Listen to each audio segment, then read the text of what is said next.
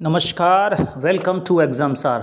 मैं हूं रंजीत सिंह और इस वीडियो में हम हिस्ट्री के इम्पोर्टेंट एमसीक्यूज़ को डिस्कस करेंगे और उसके आसपास भी इंफॉर्मेशन को देखेंगे ताकि उससे भी रिलेटेड कोई क्वेश्चन आए तो आप उसको आसानी से सॉल्व कर पाएँ। चलिए शुरुआत करते हैं। क्वेश्चन नंबर 1 है, भारतीय इतिहास में 6 अप्रैल 1930 की तिथि जानी जाती है, यानी ये डेट क्यों इम्पोर्टेंट है। तो ऑप्शन 1 है महात्मा गांधी द्वारा दांडी मार्च हेतु, ऑप्शन 2 है प्रथम गोल मेज सम्मेलन हेतु, ऑप्शन नंबर 3 है गांधी इरविन समझौते हेतु, ऑप्शन 4 है जलियांवाला बाग हत्याकांड हेतु। तो भारत के इतिहास में 6 अप्रैल 1930 की जो तारीख है ये क्यों इम्पोर्टेंट है, तो ये महात्मा गांधी द्वारा दांडी मार्च हेतु ये जानी जाती है। और 6 अप्रैल 1930 को ही दांडी से महात्मा गांधी ने सविनय अवज्ञा आंदोलन की शुरुआत की थी। एक मुट्ठी नमक हाथ में लेकर इन्होंने सविनय अवज्ञा आंदोलन का श्री गणेश किया था और उस समय पे जो अंग्रेज़ों की या अंग्रेजी संवाददाता थे उनने ये कहकर खिल्ली उड़ाई थी कि क्या सम्राट को एक केतली में पानी उबालने से हराया जा सकता है। हालांकि इस बात का अंदाज़ा उन्हें बाद में लग गया कि न केवल हराया जा सकता है बल्कि पूरे साम्राज्य को हिलाया जा सकता है। तो ये ताकत का अंदाज़ा उनको बाद में उनका हो गया। चलिए तो नेक्स्ट क्वेश्चन की ओर बढ़ते हैं। क्वेश्चन नंबर 2 है, अमृत बाजार पत्रिका की स्थापना किसने की। तो ऑप्शन 1 है गिरीश चंद्र घोष, ऑप्शन 2 है हरीश चंद्र मुखर्जी, ऑप्शन 3 है SN बनर्जी, ऑप्शन 4 शिशिर कुमार घोष। तो अमृत बाजार पत्रिका की स्थापना यानी शुरुआत इसकी किसने की है, तो इसकी शुरुआत की है शिशिर कुमार घोष ने, यानी इसका करेक्ट आंसर जो है वो ऑप्शन नंबर 4 है। अमृत बाजार पत्रिका की शुरुआत जो है ये 1868 में हुई है और ये बंगाली भाषा में छपती थी। और 1878 में लॉर्ड लिटन द्वारा एक एक्ट पारित किया गया था जिसका नाम था वर्नाकुलर प्रेस एक्ट, जो लोकल लैंग्वेजेस पे प्रतिबंध लगाने के लिए था और जो अंग्रेजी और क्षेत्रीय भाषाओं में भेदभाव करता था। जब 1878 का वर्नाकुलर प्रेस एक्ट आया तो फिर उसके बाद ये जो पत्रिका है अमृत बाजार पत्रिका, इसको शिशिर कुमार घोष ने रातों रात जो है वो अंग्रेजी में बदल दिया, यानी ये पत्रिका जो है वो अंग्रेजी में छपना शुरू हो गई। तो मूलतः ये किस में छपती थी, तो बंगाली में छपती थी और इसकी शुरुआत जो है वो 1868 में हुई है। किसने की है, तो शिशिर कुमार घोष ने की है। ठीक है जी, तो इसका करेक्ट आंसर ऑप्शन नंबर 4 है। चलिए नेक्स्ट क्वेश्चन की ओर बढ़ते हैं। क्वेश्चन नंबर 3 है कि द्वितीय यानी दूसरा गोलमेज सम्मेलन किस प्रश्न पर असफल रहा। तो ऑप्शन 1 है सांप्रदायिक प्रतिनिधित्व, ऑप्शन 2 है डोमिनियन स्टेटस प्रदान करना, ऑप्शन 3 है सत्ता हस्तांतरण की तिथि, ऑप्शन 4 है सविनय अवज्ञा आंदोलन का स्थगन।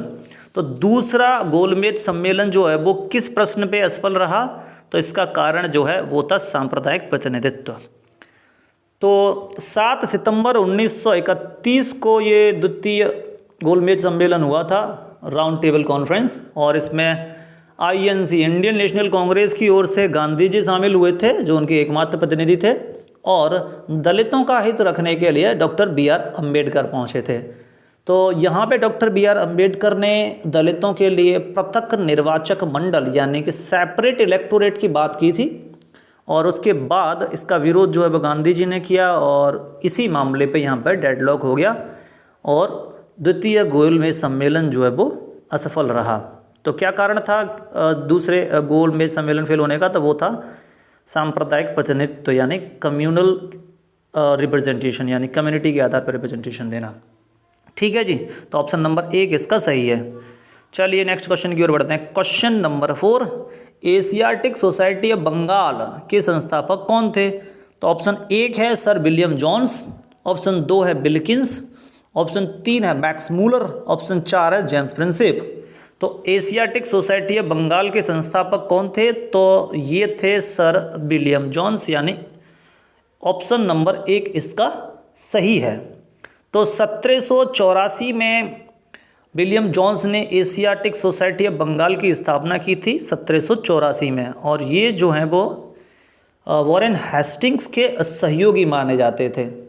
और ये इसलिए की थी कि ताकि एशिया के सामाजिक, प्राकृतिक इतिहास, पुरातत्व के बारे में, कला और विज्ञान के बारे में अध्ययन किया जा सके। ठीक है जी, चलिए नेक्स्ट क्वेश्चन की ओर बढ़ते हैं। क्वेश्चन नंबर 5, अंग्रेजों ने श्रीरंगपट्टनम की संधि किसके साथ की थी?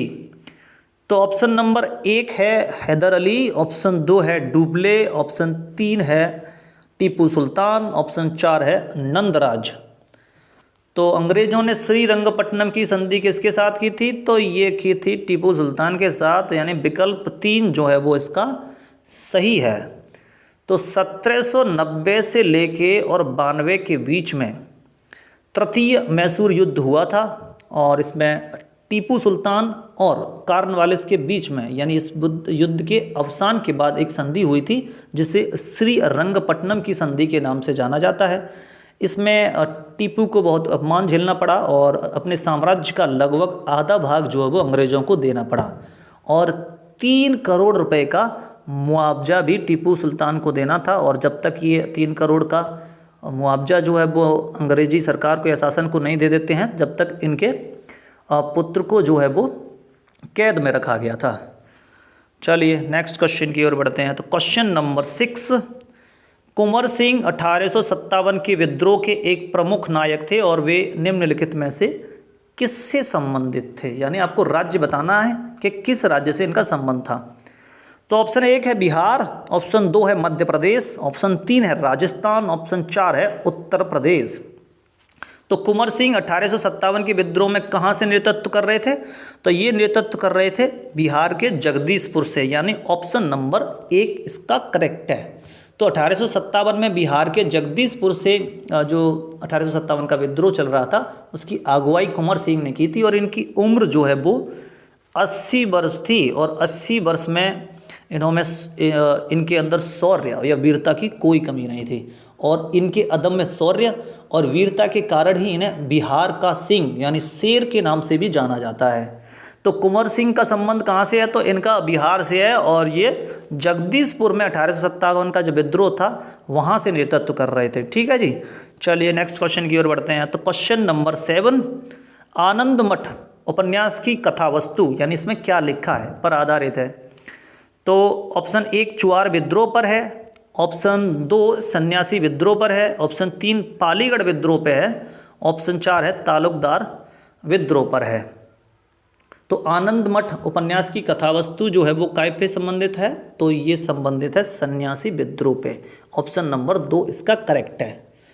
तो वंदे मातरम के रचयिता बंकिम चंद्र चटर्जी ने अपने उपन्यास, और उपन्यास का नाम था आनंद मठ में, और सन्यासी विद्रोह का उल्लेख किया है। ठीक है जी। तो आनंद मठ उपन्यास की जो कथावस्तु है वो सन्यासी विद्रोह पर आधारित है। ठीक है जी, यानी ऑप्शन नंबर 2 इसका एकदम सही है। चलिए नेक्स्ट क्वेश्चन की ओर बढ़ते हैं। क्वेश्चन नंबर 8, आर्य समाज की स्थापना का वर्ष है, यानी आर्य समाज की स्थापना कौन से साल हुई है? तो ऑप्शन 1 है 1865 में, ऑप्शन 2 है 1875 में, ऑप्शन 3 है 1890 में, ऑप्शन 4 है 1869 में।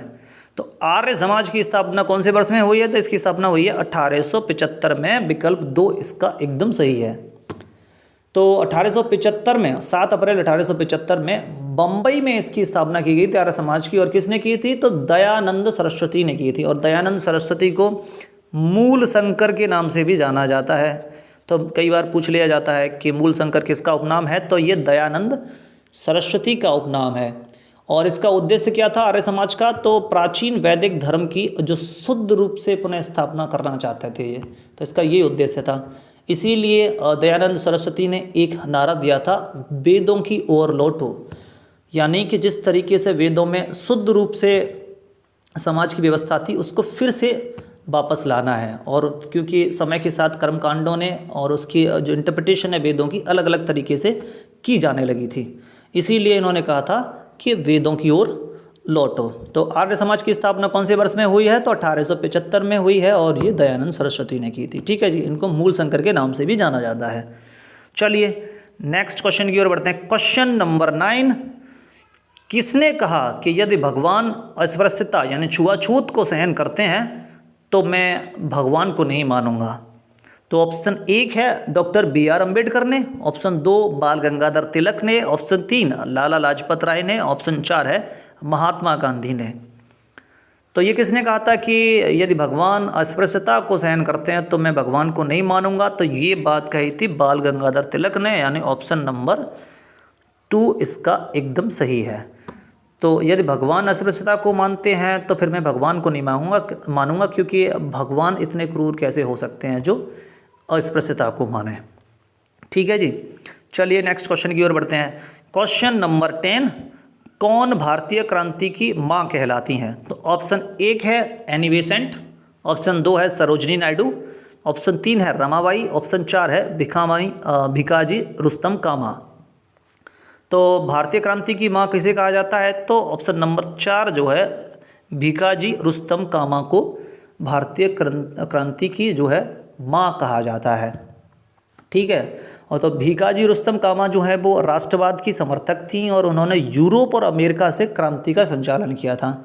जेनेवा से इन्होंने वंदे मातरम नाम की एक पत्रिका भी निकाली थी। और एक मामले में और इनको आपको याद रखना है कि 1907 में पहली बार यानी प्रथम बार भारतीय राष्ट्रीय तिरंगे को इन्होंने फहराया था स्टुगार्ट से। और स्टुगार्ट कहाँ है? तो स्टुगार्ट जर्मनी में है। और इसका डिज़ाइन यानी इस तिरंगे का जो इन्होंने फहराया था 1907 में, पहला भारतीय राष्ट्रीय तिरंगा या ध्वज, उसका डिज़ाइन इन्होंने स्वयं ही तैयार किया था। तो भारतीय क्रांति की माँ कौन कहलाती हैं? तो ये हैं भिकाजी रुस्तम कामा, यानी ऑप्शन नंबर 4 इसका करेक्ट है। तो इस वीडियो में इतना ही। वीडियो अच्छा लगा हो तो वीडियो को लाइक करें, अपने फ्रेंड्स के साथ शेयर करें। Thank you.